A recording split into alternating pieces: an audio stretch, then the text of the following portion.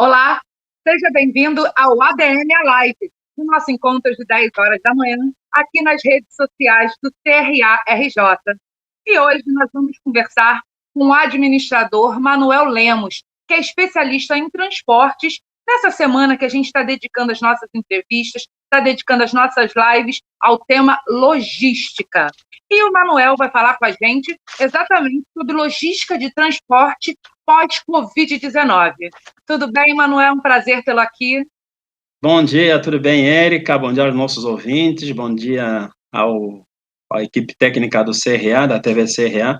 É sempre um prazer estar aqui na casa, né? Nossa casa, né? O CRA, na verdade, é uma casa nossa e a satisfação é tão grande estar falando um pouco na semana de logística, sobre logística, claro. É um prazer sempre recebê-los aqui, né? Nesse novo tempo que a gente está vivendo, né? Nesse tempo de isolamento social, mas continuamos juntos. E eu queria saber de você, Manuel, como que você vê o futuro da logística em relação ao transporte no pós-Covid, que a gente está vendo que está tudo mudando agora, mas e o depois? Como você vê isso? Ô, Érica, assim, é tão engraçado que agora virou o normal, né? O famoso novo normal. O que é o novo normal? Mas assim, eu não posso adentrar, falar logo da logística, falar do transporte, sem fazer vamos fazer um panorama, né, na verdade. O que é o transporte dentro da logística, afinal de contas? Eu gosto muito de me apegar a um livro, uma frase muito boa do Michael Porter, né? Michael Porter escreveu um livro em 1986, esse livro trata da cadeia de valor genérica. Então, nesse livro, ele demonstrou exatamente como é que é a cadeia de suprimento moderna, dentro da logística contemporânea, como é que ela atua dentro do cenário atual. Então, ele fala que a logística, ela abrange as operações no sentido jusante, no sentido do cliente, e também atua de um lado no sentido montante, que é em direção aos fornecedores. Isso envolve toda uma série de elos que levam esse processo ao cliente, né, ao cliente. Então, a logística, mais concretamente o transporte, ela tem uma função nobre que é fazer chegar o produto na mão do cliente.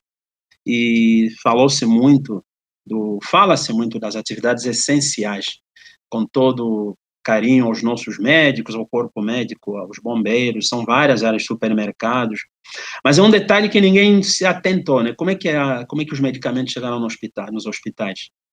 Como Sim. é que a mercadoria, os produtos chegaram no supermercado?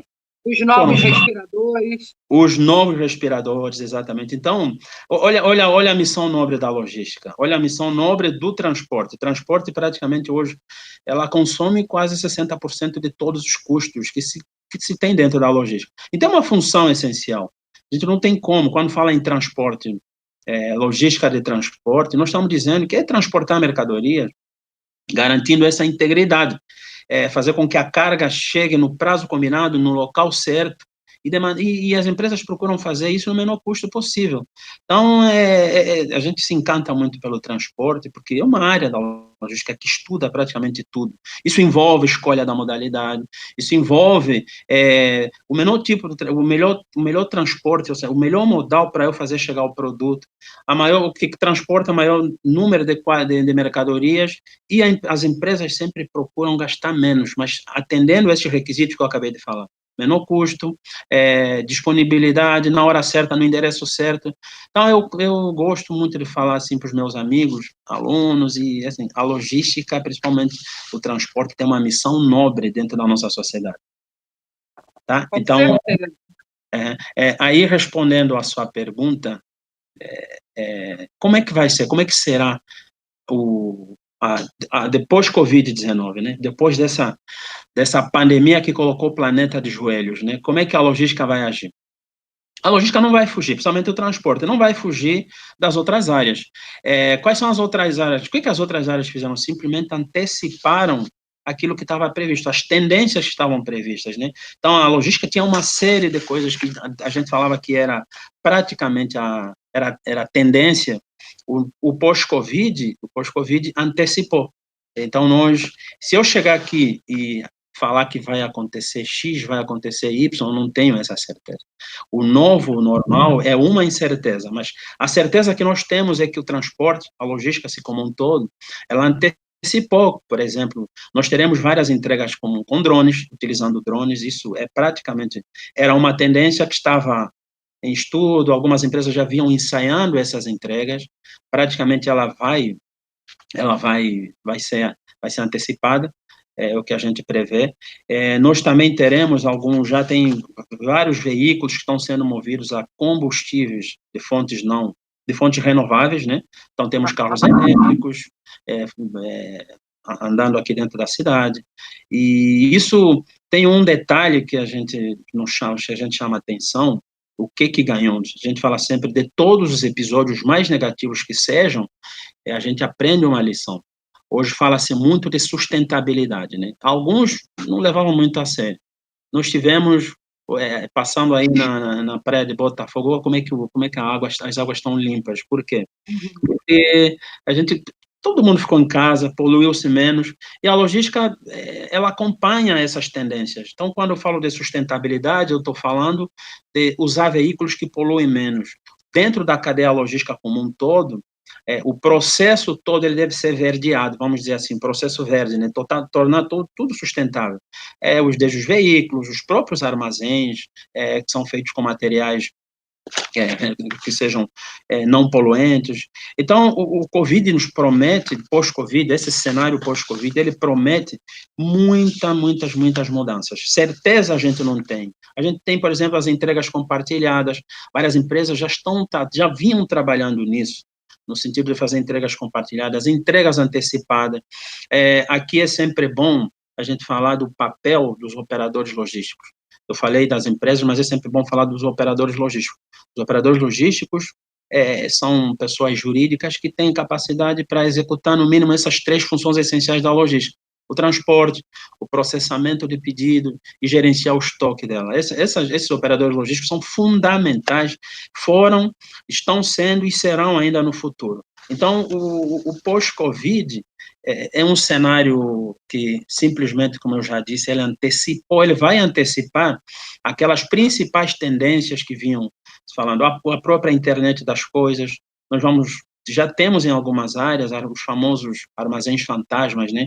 Armazéns que praticamente são automatizados, com um número reduzido de pessoas. Lá dentro a gente tem só os equipamentos funcionando com toda a base da internet, né, que é a internet das coisas. É uma logística 4.0, algumas empresas, claro, com recursos que têm, elas vinham já investindo, mas o cenário atual vai obrigar que as outras também acompanhem numa velocidade, que essas mudanças aconteçam numa velocidade mais rápida possível. Então, Érica, meus caros ouvintes, é o seguinte, meus amigos, falar do cenário pós-Covid é uma incerteza. É uma incerteza porque fala-se muito em novo normal. Agora, a logística, mais concretamente o transporte, ela não vai deixar de fazer o que vinha fazendo, ela vai fazendo com maior mestria, que ela sempre fez. É fazer chegar o produto na mão do consumidor final, nas melhores condições possíveis e no menor custo possível. É isso que as empresas fazem. Aqui enaltecer o papel dos profissionais de logística envolvidos nessas operações todas, e nós o que nós vamos ver daqui em diante? Um certo aperfeiçoamento, uma procura, uma busca constante pelo conhecimento. Muitas pessoas, muitos profissionais, a logística vai exigir muito profissionalismo, muita formação técnica dos seus profissionais por conta desses desafios. É isso que nos espera. Então, mais ou menos isso. Manuel, você falou que a logística, que o transporte, né, ele já ocupa 60% do valor gasto, do valor investido pela organização na logística. Essas entregas com drones, os carros híbridos e todos esses exemplos que você deu, elas hoje encarecem a entrega, elas reduzem o custo da entrega, no futuro vai reduzir o custo e agora é mais caro. Explica como é que está isso, porque a gente pensa, a gente é leigo, né? Imagina, quanto mais tecnológico for a entrega, mais caro vai ser isso. É assim, não é assim? Explica para a gente essa questão. Então, Érica e meus amigos, é assim, quando nós falamos em transporte, a gente precisa analisar primeiro um item muito importante, que nós chamamos de matriz de transporte. O que é a matriz de transporte? A matriz de transporte de cargas, nesse caso, tem várias matrizes, nós estamos falando de transporte de carga, ela mostra como é que está a distribuição da modalidade, ou seja, quais são as modalidades de transporte que mais transportam mercadorias. Então, hoje, se pegarmos a matriz, ela mais ou menos tem um formato seguinte. De tudo que se transporta no país, aproximadamente 65, 62 a 65% é responsabilidade da modalidade rodoviária. Aham. Depois, em segundo lugar, vem o ferroviário, com 23, eu não tenho esses números de cabeça, são números aproximados, mas está nessa faixa 23. Depois vem depois vem o aquaviário, a modalidade aquaviária, com 17, mais ou menos 18. Depois vem o dutoviário, com 4% aproximadamente. O aéreo tem explicação, 0,4%, 0,5% da matriz. Então, o primeiro passo, precisamos equilibrar. Isso envolve equilibrar essa matriz, significa reduzir um pouco da responsabilidade que tem o modal rodoviário e distribuir o transporte para outras modalidades como ferrovias e as hidrovias. O aéreo tem uma característica específica, porque ela é um meio de transporte caro, transporta-se bens de alto valor agregado, então o investimento é um pouco baixo. O que eu quero dizer com isso? Nós temos uma infraestrutura aqui muito destruída, assim, com pouco investimento. Eu fiquei feliz há pouco, agora estava vendo uma entrevista do ministro da Infraestrutura que entregou a BR-163. Assim, o que se gasta muito aqui no país com transporte, até nós temos uma série de vídeos, uma delas diz o seguinte: o Brasil é campeão no campo, no agronegócio, mas reprova ao transportar sua mercadoria. Então, antes de falarmos do custo dessas tecnologias, a gente precisa, primeiro, trabalhar essa questão da nossa matriz. Isso cabe ao poder público, cabe também aos empresários que têm feito muito esforço de investir nessa área da infraestrutura. A partir da altura que a gente tenha um equilíbrio na nossa matriz, tirar a responsabilidade do rodoviário, é claro que o rodoviário é campeão. O rodoviário, ele tem uma que a gente chama de capilaridade, ela chega em qualquer lugar. Mas quando a gente equilibra essa matriz, não existe concorrência, não existe concorrência entre as modalidades. Então, investindo um pouco, a gente teria mais mercadorias sendo movimentada por outros modais.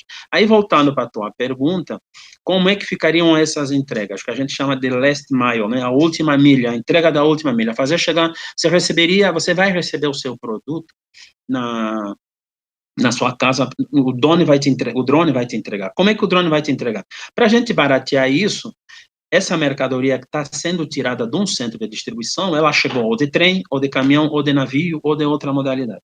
Então, se ela chegar barata, ela chegar num preço reduzido, a última milha, quem fizer a entrega da última milha vai te cobrar menos. Então, é um efeito cascata.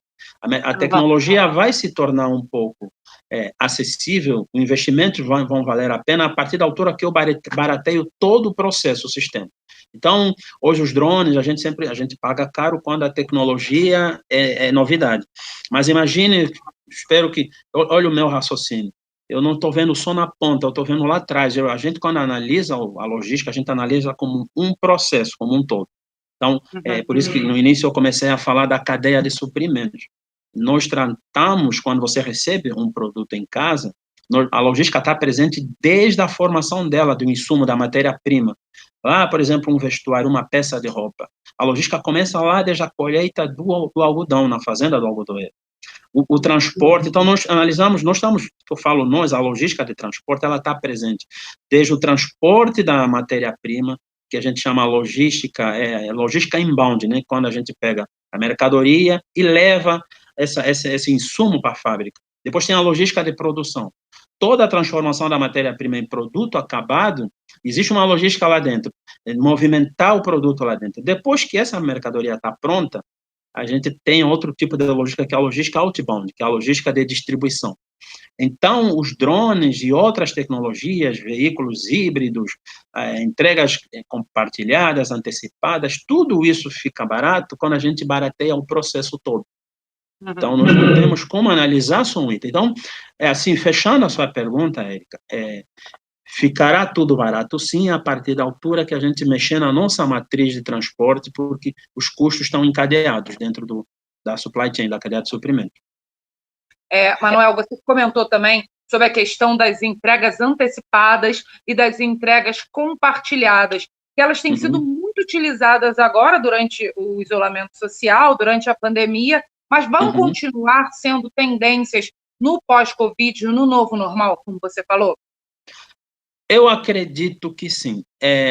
A gente, assim, é só olhar o que as empresas estão fazendo hoje, né?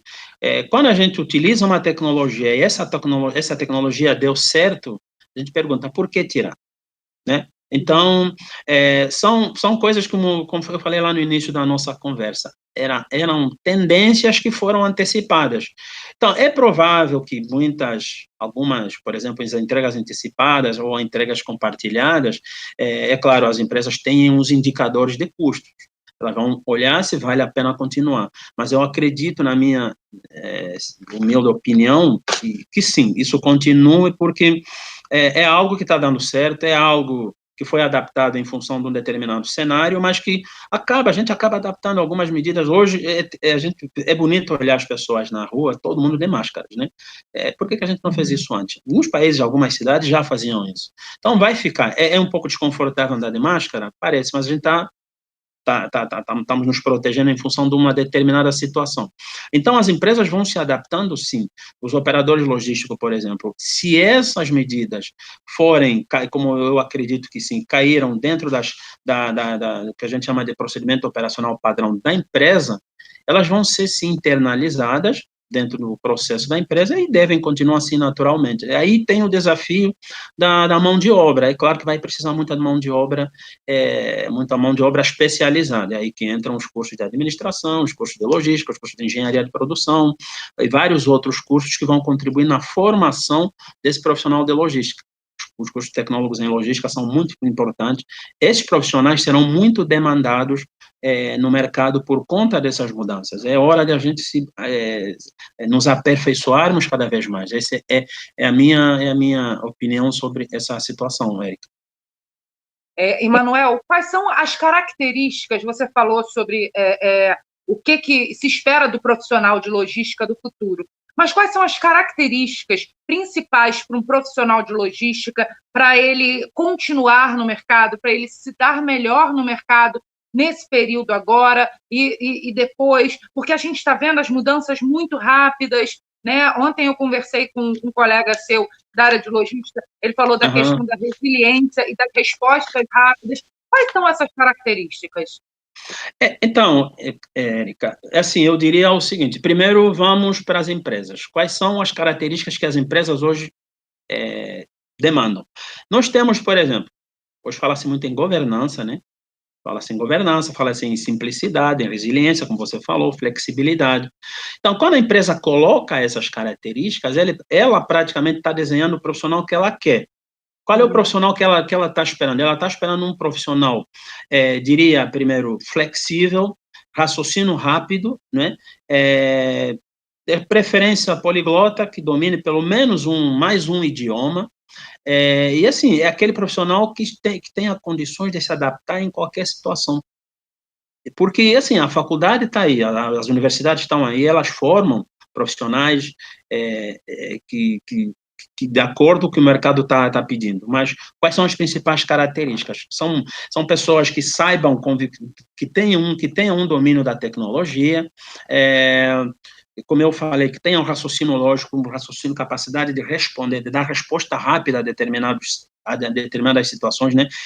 Hoje o mercado pede um tomador de decisão porque a cada hora a gente tem decisões que precisam, desafios que precisam ser decididos ali na hora. Então, quem tem, o profissional que tiver aquele raciocínio lógico, sem falar do idioma, porque as multinacionais, estou falando aqui com você, provavelmente alguém está nos assistindo fora do Brasil, por causa do horário, estou aqui num local da empresa que é um auditório onde nós sempre fazemos nossas conferências com outros lugares, então eu posso falar com alguém que está no Japão, qual é o idioma?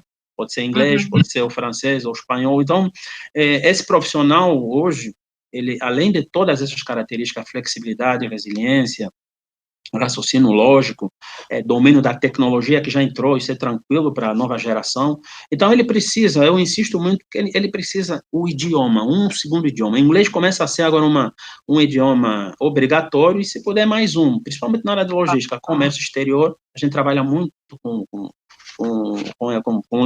outros idiomas, né? Então não tem onde a gente fugir.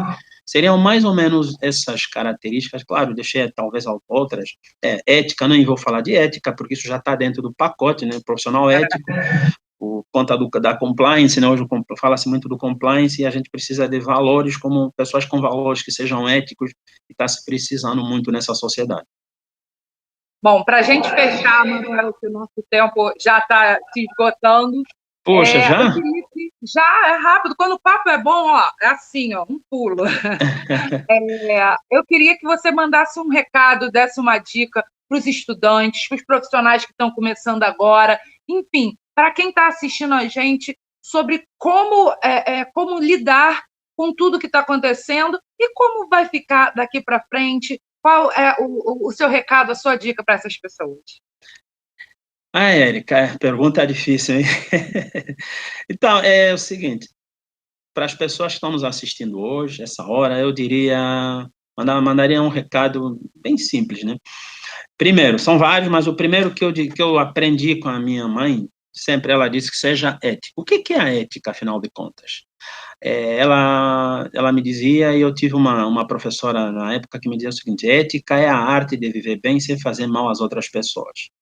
Então, esse é o primeiro passo. Se nós quisermos triunfar em qualquer caminho, nós precisamos ser éticos. E ser ético significa respeitar os valores das outras pessoas, é nós seguirmos o nosso caminho sem passar por cima dos outros. Segundo ponto é resiliência, né? A gente precisa ser resiliente. Nós precisamos ter foco.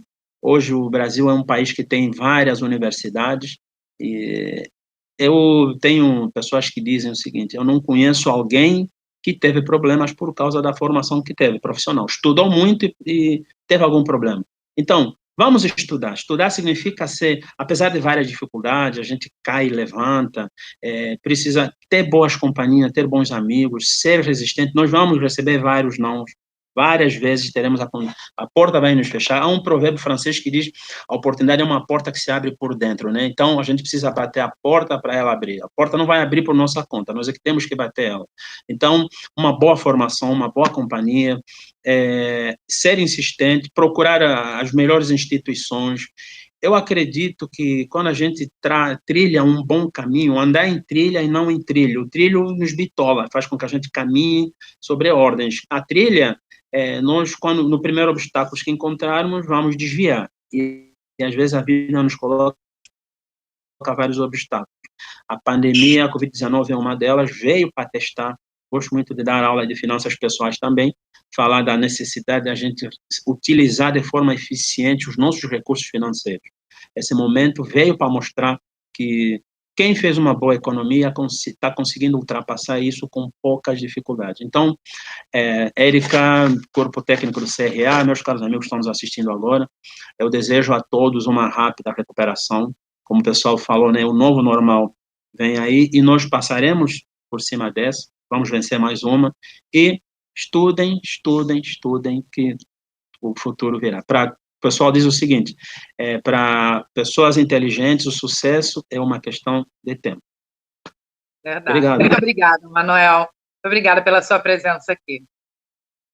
Eu que agradeço, muito obrigado, um forte abraço, obrigado pela nossa casa, o CRA, que sempre está de portas abertas, nos convidando para uma conversa tão amigável como essa. Então, Érica, sucesso para vocês, a equipe técnica, um forte abraço a todos e fica o meu abraço a todo mundo. Obrigada. Bom, e você que nos assistiu, que assistiu esse gostoso bate-papo aqui com o Manuel, amanhã é feriado, mas no dia 12, às 10 horas, a gente continua a falar sobre logística com o administrador Rafael Deolindo, falando sobre insights e perspectivas futuras da logística após essa pandemia, após a Covid-19.